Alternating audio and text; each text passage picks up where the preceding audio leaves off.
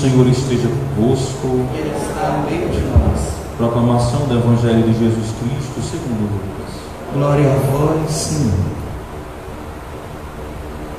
Naquele tempo, falou Jesus aos seus discípulos: a vós que me escutais eu digo, amai os vossos inimigos e fazei o bem aos que vos odeiam. Bendizei os que vos amaldiçoam e rezai por aqueles que vos caluniam. Se alguém te der uma bofetada numa face, oferece também a outra. Se alguém te tomar o manto, deixa-o levar também a túnica. Dá a quem te pedir. E se alguém tirar o que é teu, não peças que eu devolva. Que vós desejais que os outros vos façam, fazei também vós a eles. Se amais somente aqueles que vos amam, que recompensa tereis? Até os pecadores amam aqueles que os amam. E se fazeis o bem somente aos que vos amam, fazem o bem, que recompensa tereis? Até os pecadores fazem assim. E se emprestais somente àqueles de quem esperais receber, que recompensa tereis? Até os pecadores emprestam aos pecadores, para receber de volta a mesma quantia.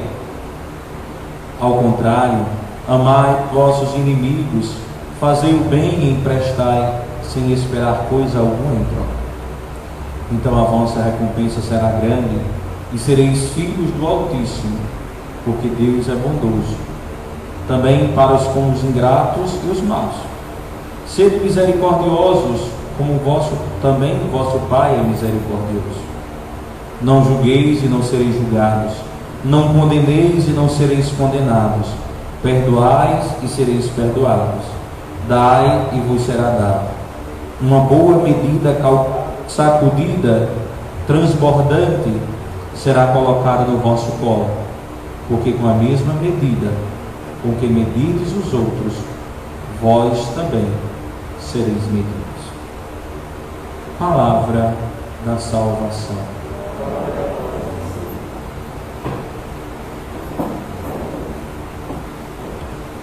Caríssimos irmãos e irmãs, estamos acompanhando estes dias as leituras da carta de São Paulo à comunidade de Coríntio, ou como a gente conhece, a carta de São Paulo aos Coríntios. Nós estamos acompanhando a primeira carta. Quando a gente não segue a frequência, por isso eu sempre repito um pouco, para a gente lembrar onde nós estamos, para não ficarmos perdidos na Sagrada Escritura. Esta semana nós estamos acompanhando esta carta e nós estamos vendo São Paulo fazendo algumas orientações, algumas normas de conduta e orientação à comunidade de Corinto. Então nós estamos aqui hoje escutando uma parte, ou melhor, uma continuidade daquilo que nós escutamos ontem. São Paulo apresentou aquela comunidade ontem falando sobre a vida do matrimônio, como deve se pôr, como deve se comportar, fala da fidelidade, de como devemos vivenciar essa aproximação dos comportamentos que o Senhor apresenta. Hoje estamos na mesma realidade que o Senhor, ou melhor, que São Paulo apresenta os caminhos do Senhor nessas formas destas regras na orientação para a comunidade de Corinto. E hoje nós vamos ver que ele apresenta aqui algo que estava perturbando a comunidade. São Paulo apresenta aqui realidade simples. Aqui eles estão dentro de uma realidade, paciência. O povo, aquele povo que estava ali naquela comunidade, estão aprendendo os princípios cristãos. De uma hora para outra era baseada no helenismo, paciência era cultura filosófica, que estão tendo essa cultura, a cultura judaica, e agora São Paulo apresenta a comunidade, as realidades do cristianismo. Para a gente entender que é um processo que nós chamamos, é um progresso, a vida do cristão. É um caminho, é uma pedagogia, não é de um dia para o outro, mas é um caminho que a cada dia nós vamos o quê? Nós vamos aprendendo, nós vamos ali escutando, nós vamos sendo corrigidos, e assim vamos trilhando o caminho do Senhor. E São Paulo, depois de algumas orientações, por isso que tem duas cartas, cada vez mais carta, mais orientações, mais problema na comunidade, mais orientações. E São Paulo frisa aqui sobre a questão de não escandalizar. A questão aqui é sobre a carne, sobre o que é impuro, o que não é impuro. Não pode comer a carne, não pode comer a carne, porque para os judeus tinha a questão da carne dos sacrifícios. Então tinha alguns ainda que não conseguiam compreender essas realidades da comunidade. E aí São Paulo teve que resolver esse problema. E São Paulo vai distinguir os deuses, pode olhar aqui, lembra? Dos deuses e os não deuses. Quem é o Deus verdadeiro? Dos deuses não verdadeiros. Nós estamos aqui dentro de uma cultura totalmente distinta daquela que São Paulo começa a apresentar. E aqui nós vemos também, estamos no meio da Sagrada Escritura. Claro, nós só tínhamos os livros da lei, o livro dos profetas, histórias, que nós chamamos os livros do Antigo Testamento, que era vivo na vida das comunidades. Tanto oral, que era mais comum, que a escrita era paciência, era muito pouca na época, mas eram as histórias. E aqui nós vemos São Paulo narra essa história também de quê? As histórias da correção da comunidade. E essa história é o que? É olhar o outro, é olhar o irmão, a irmã, para que ele não sofra, porque não entende, ou melhor, ele não aderiu à fé ainda completamente. São Paulo vai dizer, não tem problema nenhum comer a carne de sacrifício, porque nós sabemos que existe um único Deus verdadeiro, que deu a vida por nós. Então nós não temos esse problema.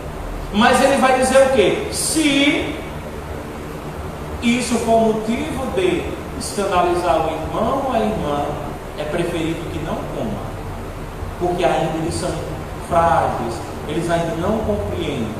Então é preferível que não aconteça essa realidade. Então São Paulo está começando a dar as orientações, São Paulo está começando a instruir esta comunidade no cristianismo, anunciando o testemunho do Senhor, mas é dessa forma. E aqui também vale a pena olhar no meio da Sagrada Escritura, olhar também essas narrativas que São Paulo, como foi esse anúncio na vida daquela comunidade e também na vida de São Paulo. Nós podemos dizer que São Paulo é aquele que nos ensina como lidar com algumas comunidades. São Paulo apresenta para nós essa belíssima realidade. Ele viu a realidade da comunidade de Corinto, mas também soube resolver. Dando o quê? Umas orientações para que a comunidade não se desfalele, não se destrua, não se acabe por uma coisa que não era tão insignificante, que não ia crescer na vida dos cristãos.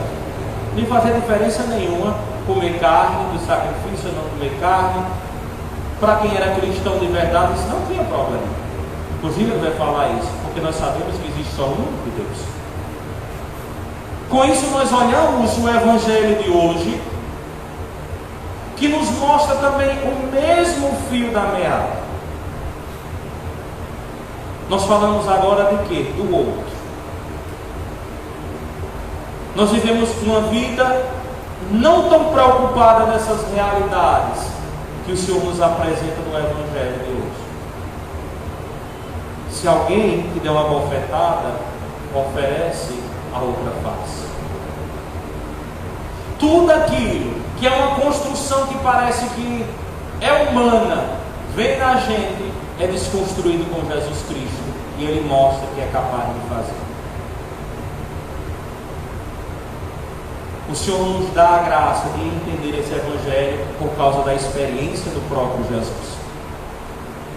Ou seja, aquilo que nós escutamos nas narrativas do Evangelho de Jesus é completada com a ação do próprio Jesus em nossas vidas.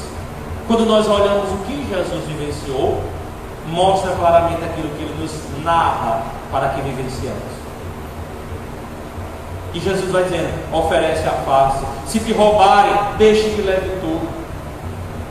Por duas realidades. Primeiro, porque isso aqui é nulo, não vale nada, não serve. Porque para entrar no reino do céu não precisa desses bens que Ele apresentou. Mas o Senhor mostra que a nossa vida deve estar alicerçada em Jesus, alicerçada em Cristo, firmes. Que quem tem os alicerces fixos, firmado, não vai deixar-se se influenciar porque levou uma bofetada, porque levou uma crítica, porque foi dessa forma, porque foi assim. Por quê? Porque a vida deve ser alicerçada em Jesus. E aí vai falar o discurso daqueles que já vivem assim. E qual é a missão do cristão? Jesus vai bem distintamente quando fala assim na vida dos pecadores e dos não pecadores. O Senhor mostra como é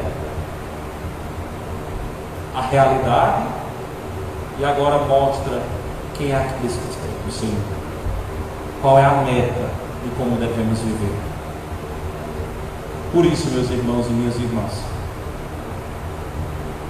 deixemos que a graça de Deus possa adentrar em nossos corações, para que a palavra de Deus possa ser colocada em prática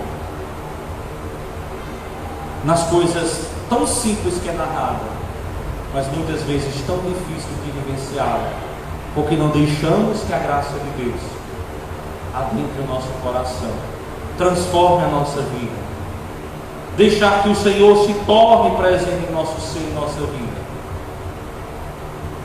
Peçamos a Ele esta graça nesta Santa Missa, de sermos verdadeiramente discípulos do Senhor. Peçamos ao Senhor a graça de vivenciar tudo isso que é apresentado no Evangelho. E o Senhor termina o Evangelho fazendo aquilo que é um sinal do resumo dos mandamentos: amarás a Deus sobre todas as coisas e ama o teu irmão como a ti mesmo.